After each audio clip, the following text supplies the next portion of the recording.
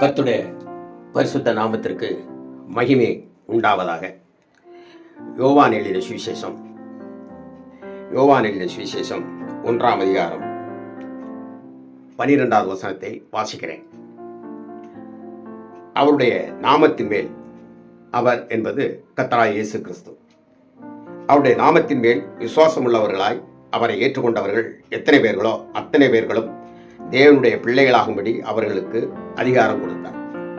அவர்கள் இரத்தத்தினாலாவது மாம்ச சித்தத்தினாலாவது புருஷனுடைய சித்தத்தினாலாவது புறவாமல் தேவனாலே பிறந்தவர்கள் என்ற அடிப்படையில் இந்த நாளில் உங்களுக்கு வாழ்த்துகள் சொல்லுகிறேன்.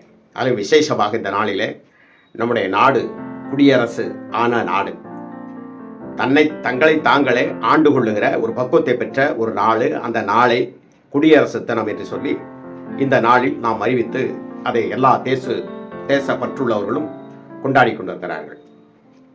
இந்த வேதத்தில் படித்த அவருடைய நாமத்தின் மேல் விசுவாசம், கர்த்தராகிய இயேசு கிறிஸ்து மேல் விசுவாசம் வைக்கக்கூடியவர்கள் யாராக இருந்தாலும் சரி, எப்படிப்பட்டவர்களாக இருந்தாலும் சரி, குட்டி குபேரர்கள், மெட்டா மராசாரர்கள், ஆலய அரசர்கள், ஆண்டிகள், போண்டிகள், பிச்சைக்காரர்கள், ஒன்றும் இல்லாதவர்கள், வறுமைக்கு கீழ்ப்பட்டவர்கள், எந்த சூழ்நிலையிலும் வாழ்ந்து கொண்டிருந்தாலும் அவர்கள் தேவனுடைய பிள்ளைகளாகும்படி அவர்களுக்கு அதிகாரம் கொடுத்திருக்கிறார்.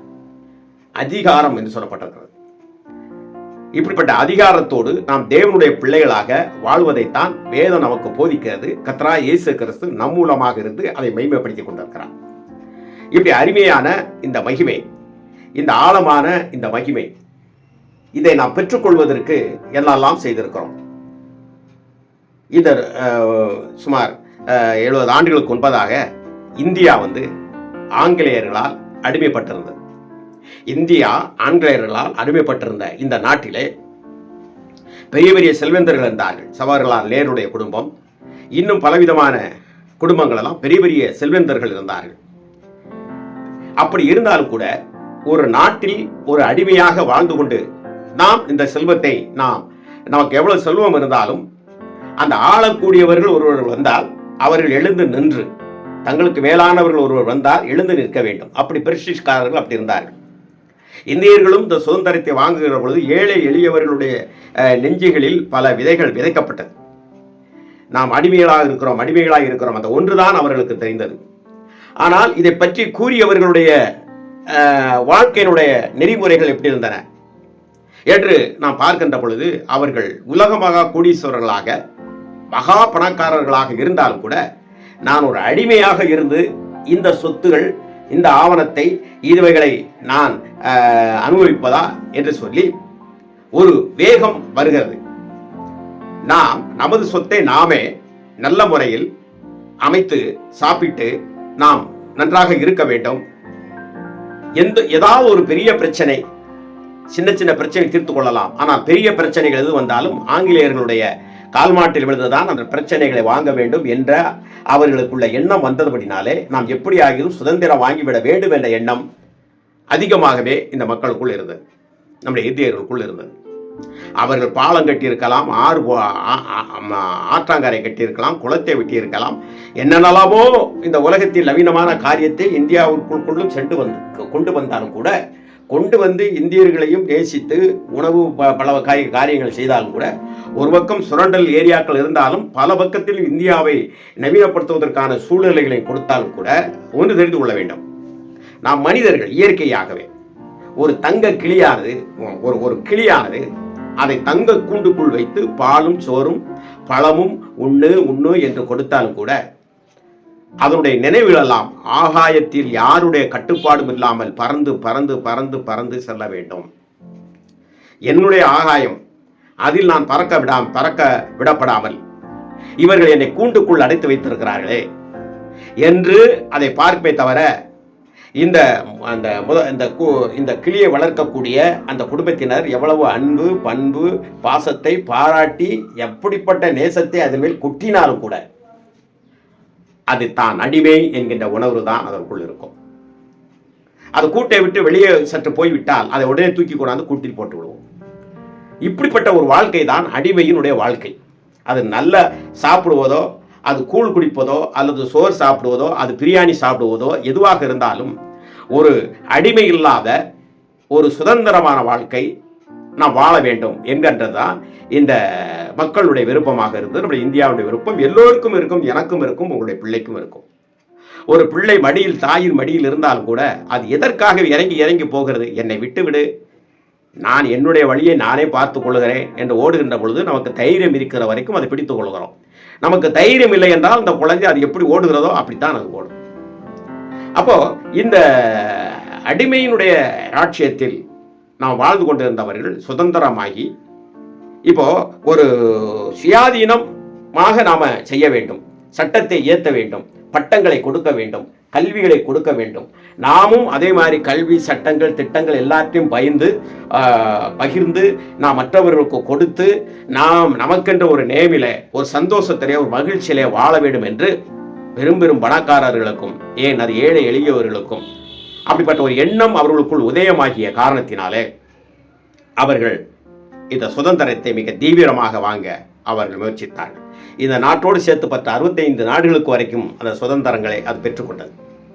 இப்படி இந்த சுதந்திரத்தை வாங்கிய பின்பு இப்பொழுது இந்த பிரிட்டிஷாரர்களோ அல்லது மற்ற நபர்களோ, இந்த போர்த்துகீசியர்களோ யாரும் இந்த இங்கிலாண்டோ போன்ற யாரும் நீங்கள் ஏன் இப்படி நடக்கிறீர்கள், அப்படி நடக்கிறீர்கள் என்று கேட்கக்கூடாத அளவிலே சட்டங்களை அவர்கள் திட்டமாக இயற்ற முடிகிறது. அப்ப இந்த சட்ட திட்டங்கள்லாம் ஏற்றி நாம் இப்படி நடக்க வேண்டும், இதே வழியில் தான் வாழ வேண்டும், நமக்கென்று ஒரு சட்டம், நமக்கென்று ஒரு நாடு, நமக்கென்று மக்கள், தேசம் அப்படிங்கிற ஒரு வாழ்க்கையெல்லாம் அமைத்துக் கொள்வதுதான் குடியரசு. குடியரசு என்பது இன்றைக்கு நிறைய பேர் குடியரசு, சுதந்திரம் என்றால் இன்னொரு இடத்திலிருந்து விடுதலையாகி நாமே ஒரு வீட்டை கட்டிக்கொள்வது போல, ஒரு நாட்டை கட்டிக்கொள்வது போல, ஒரு ஆட்சியை அமைத்துக் கொள்வதுதான் சுதந்திரம். ஆகவே இது சுதந்திரமாயிருக்கிறது, நம்முடைய நாடு சுதந்திரமானது உண்மை. ஆனால் அந்த ஆட்சிகளை பரிபாலனை பண்ணி நமக்குள் மந்திரி, நாமளே எல்லாத்துக்கும் தந்திரி என்று சொல்லி நமக்குள் தேர்தல், இப்படிப்பட்ட ஜனநாயகத்தை உள்ளே வைத்துக் கொண்டு ஆண்டு கொண்டு இருப்பதுதான் குடியரசு என்ற அர்த்தம். அதுதான் குடியரசு ஆகியவள நாள், நமக்கு நாமே ராட்சியத்தை அமைத்துக் கொண்ட நாள்.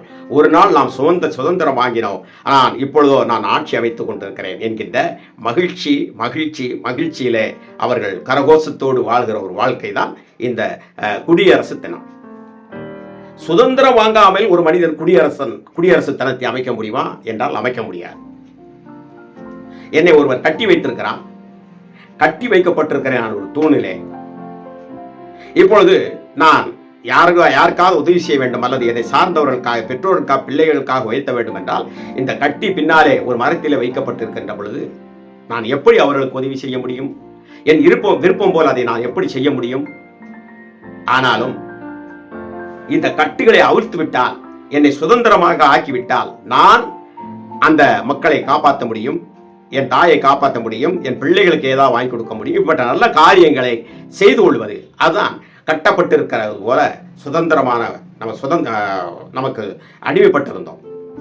இப்பொழுது நாம் சகல காரியத்தையும் எல்லாவற்றிலும் நலமுடன் செய்ய, வளமுடன் வாழ்வதற்கு ஒரு ராஜ்யத்தை அமைத்துக் கொண்டு, அதற்கு ஒரு தலைவரை ஏற்படுத்தி கொண்டு, அதற்கு கீழே மந்திரிகள், அதற்கு கீழே மாகாணங்கள், இப்படிப்பட்டவைகளெல்லாம் வைத்துக் கொள்ளுகின்ற ஒரு வசதி தான் இந்த குடியரசு என்பது. அதற்கு ஒரு தலைவர் இருக்கிறார், உங்களுக்கு நன்றாக தெரியும். ஆக இப்படிப்பட்ட ஒரு வாழ்க்கை, சுதந்திரமான ஒரு வாழ்க்கை, இதுதான் இன்றைக்கு உலக நடப்பில் இருக்கிறது. இப்ப நான் கிறிஸ்தவத்திற்குள் வருகிறேன். கிறிஸ்தவ வாழ்க்கையிலே கூட, அதாவது பாவத்தின் அடிமைத்தனத்திலிருந்து, இந்த பைபிளிலே வாசிக்கின்ற பொழுது மனுக்குலம் பாவத்தினாலே அது மகா பீடு நடை போட்டுக் கொண்டிருந்தது. பாவத்தை ருசித்து பச்சை தண்ணியை போல குடித்து அந்த பாவத்தினுடைய ருசியினாலே அதனாலே வாழ்ந்து தங்கள் வாழ்க்கையை வீணாக்கி, நம்பிக்கை இல்லாத ஒரு வாழ்க்கை, நம்பிக்கை இல்லாத காரியங்களிலே இருந்து கொண்டு நிம்மதியற்ற நிலையில அவர்கள் இருந்து கொண்டிருந்தார்கள். இப்படிப்பட்ட ஒரு நிலைமையில அலெக்சாண்டர் எடுத்துக்கொள்ளுங்கள், உலகத்தை பூரான் ஜெயித்தான். ஒரு விசை அவன் கடலை பார்த்து நின்று அழுதான். எந்த கடல் என்று எனக்கு சரியாக தெரியவில்லை. கடலை பார்த்து அழுது அவன் சொன்னான், இந்த கடல்களெல்லாம் ராஜ்யமாக இருந்தால், மக்களாக இருந்தால், ராஜ்யமாக இருந்தால், நாடுகளாக இருந்தால் அவைகளே நான் பிடித்துடுவேனே என்று சொன்னான். அப்படிப்பட்ட அலெக்சாண்டருக்கு எல்லாம் இருந்த பொழுது கூட மனதில் ஒரு அமைதி இல்லை. அந்த அமைதி இல்லாத ஒரு நிலையிலே அவர் காய்ச்சலுக்குள், இன்னொரு பலவிதமான ஒரு மன உளைச்சலுக்குள் அவர் மரித்து போனார். எவ்வளவு காரியங்கள் செய்தாலும் கூட மனதிலே ஒரு தெளிச்சி, மனதில் ஒரு மகிழ்ச்சி இருக்க வேண்டும். ஏதோ 1 மணி நேரம் 2 மணி நேரம் ஒரு சினிமா பார்த்து விடுவதோ, ஏதோ ஒரு கைதட்டி பாட்டு படித்து மகிழ்ச்சியா இருந்து விடுவதோ அதுவல்ல. நிரந்தரமாக நமக்குள் இருந்து கொண்டு இருக்க வேண்டும். அதற்கு என்ன செய்ய வேண்டும்? பாவத்திலிருந்து நாம் விடுவிக்கப்பட்டவர்களாக இருக்க வேண்டும். அதுதான் கர்த்தராகிய இயேசு கிறிஸ்து தன்னுடைய சொந்த இரத்தத்தை சிந்தினார். ஒரே பலியாக, இனி பலி வேண்டாம் என்று சொல்லி நம் எல்லாருக்காகவும் அவர் மாமிசத்திலே வந்து நம்மை போல இரத்தமும் சதையும் உடையவராக வந்து அவர் கல்வாரி சிலுவையிலே தொங்கினார். இப்பொழுது அப்போஸ்தலனாகிய யோவான் சொல்லுகிறார், நீங்கள் அவரை நினைத்துக் கொள்ளுங்கள். நீங்கள் அவரை ஏற்றுக்கொண்டால் நீங்கள் அவருடைய பிள்ளைகளாக ஆவீர்கள். எத்தனை பேர்களோ, வானத்துக்கும் பூமிக்கும் உயரமாக இருந்தாலும் சரி, வலதுகைக்கும் இடதுகைக்கும் உயரமாக இருந்தாலும் சரி, கிழக்குக்கும் மேற்கும் உள்ள தூரமாக இருந்தாலும் சரி, எவ்வளவு பேர் அவரை ஏற்றுக்கொள்ளுகிறோமோ, என் இரட்சகர், என் தேவன் என்று அவரை ஏற்றுக்கொள்ளுகிறோமோ அவ்வளவு பேர்களுக்கும் அவர் தகப்பனாக இருக்கிறார். அவருடைய இரத்தத்தினாலே கழுவப்பட்டவர்களாக நாம் தகப்பனாக, அவர் நமக்கு தகப்பனாக இருக்கிறார். நாம் பிள்ளைகளாக இருக்கிறோம். பிள்ளைகளாக இருந்தால் நாம் அடிமைகள் அல்ல. அதை தெரிந்து கொள்ள வேண்டும். பிள்ளைகளாக இருந்தால் அடிமைகள் அல்ல. நம் வீட்டில் வேலை செய்கிறார்கள், வேலைக்காரர்கள் வருகிறார்கள் வைத்துக் கொள்ளுங்கள். அந்த வேலைக்காரர்கள் ஒரு அளவிற்குத்தான் ஒரு வீட்டின் ஒரு எல்லைக்குள் போக முடியும். அது நமது அனுமதி இல்லாமல் அவர்களால் போக முடியாது. அவர்கள் ஏன்? பணத்திற்காக அதை செய்து கொண்டிருக்கிறார்கள். ஆனால் அதே நேரத்தில் எங்கள்கிட்ட யோசித்து பார்க்க வேண்டும். ஒரு பிள்ளையாக இருந்தால் தவழ்ந்து தகப்பனுடைய ரூம்பு, அம்மா ரூம்பு, அக்கா ரூம்பு, தம்பி ரூம்பு, தாத்தா பாட்டி ரூம்பு அனைவரையும் பார்த்து என்னத்தையாவது ஒரு சின்ன கம்பை கொண்டு செல்லமா அடிச்சுட்டு கூட வரும். அவ்வளவு உரிமை அதற்கு இருக்கிறது. ஏனென்றால் அது இந்த வீட்டில் அடிமை அல்ல. ஆக இயேசு கிறிஸ்துவை நாம் ஏற்றுக்கொள்கிற பொழுது சுதந்திரம் அடைகிறோம், பாவத்திலிருந்து விடுதலை அடைகிறோம். அதற்கு பின்பு நாம் குடியரசை உண்டாக்கி கொள்ள வேண்டும். குடியரசு என்றால் என்ன? அதாவது அவரை சரியான நேரத்தில் ஆராதிப்பது, அல்லது எப்பொழுதும் ஆராதித்துக் கொண்டிருப்பது, துதித்துக் கொண்டிருப்பது, அவருக்கு நன்றி சொல்லிக் கொண்டிருப்பது, அவரோடு பேசிக் கொண்டிருப்பது. இன்றைக்கு பாருங்கள், ஒரு பிரதமரிடத்திலே பேசுவதற்கு போனால் 1 மாதமோ 2 மாதமோ டைம் கொடுக்க வேண்டும். நம்ம தமிழ்நாட்டிலே ஒரு முதலமைச்சர் ஒருவர் இருந்தார். அவரிடத்தில் பேச வேண்டும் என்றால் பல நாட்கள் காத்திருக்க வேண்டும். அதுவும் அவருடைய கால் தடத்தை தான், அதுவும் ஒரு பெரிய ஸ்கிரீன் இருக்கும், அந்த ஸ்கிரீனில் வருகிற கால் தடத்தை தான் பார்க்க முடியும். அந்த அளவுக்கு மனிதர்களுடைய காரியங்கள் இருக்கிறது. ஆனால் தேவன் அப்படி அல்ல. நாம் அவருடைய பிள்ளைகளாக இருக்கிற காரணத்தினாலே நாம் அந்த பட்டனை தட்டிய உடனே, நம்முடைய நினைவில் என்ன இருக்கிறது என்று சொன்ன உடனே அந்த நினைவானது உடனடியாக என்ன செய்யும்? தேவனை நோக்கி சென்று அங்கிருந்து பதிலை வாங்கி கொண்டு நமக்கு தரக்கூடியதாக இருக்கிறது. அவ்வளவு ஒப்பற்ற மகிமையை நாம் பாவத்தில் இருந்து விடுதலையாக்கப்படுகின்ற பொழுது, இயேசு கிறிஸ்து மூலமாக வசனத்தின்படி விடுதலையாக்கப்படுகிற பொழுது இந்த குடியரசு கிடைக்கிறது. நாமே நமக்கென்று ஒரு திட்டத்தை, ஒரு செயலை இயேசு கிறிஸ்துவின் வார்த்தையின் மூலமாக எல்லாவற்றையும் அனுபவித்துக் கொள்ளுகிற, நான் இனி அடிமை அல்ல, நான் சுயாதீனன், நான் கிறிஸ்துவை உடையவன், நான் எதற்கும் அடிமை அல்ல. உலகம் நம்மளை இரும்பு சங்கிலி மாதிரி ஆளுற மாதிரி என்னெல்லாமோ பண்ணலாம். அது மாம்சத்தை தான் அவங்களால பண்ண முடியும். ஆனால் என்னுடைய உள்ளம், என்னுடைய ஆன்மீக ஆவை, அவரை போல் இருக்கக்கூடிய ஆவி, ஆன்மா, அது அவரிடத்தில் எப்பொழுதும் ஒரு மகிழ்ச்சி உள்ளதாக காணப்படுகிறதாக இருக்கிறது. ஆகவே பிரியமானவர்களே, இந்த குடியரசு தின நல்வாழ்த்துக்கள் அனைவருக்கும் தெரிவித்துக் கொண்டு சொல்கிறேன். விசேஷமாக கிறிஸ்தவர்களுக்கு நான் சொல்லிக் கொள்வது, நீங்கள் பாவத்திலிருந்து முதலாவது என்னென்ன செய்கையிலிருந்து நீங்கள் அடிமைப்பட்டு இருக்கிறீர்களோ அதிலிருந்து வெளியே வாருங்கள். வெளியே வந்தால்தான் சபை உருவாகும். இயேசு கிறிஸ்து இரத்தத்தை சிந்தி அதிலிருந்து சபைகளை எவ்வளவு உபதேசித்திருந்தாலும் அதன் மூலமாக அவர்களை விசுவாசிக்க வைத்து அதை உயிர்த்தெழுந்து அப்போஸ்தலர் 2ஆம் அதிகாரத்தில் சபை கூடுகின்ற அந்த நிலையை பார்க்கிறோம்.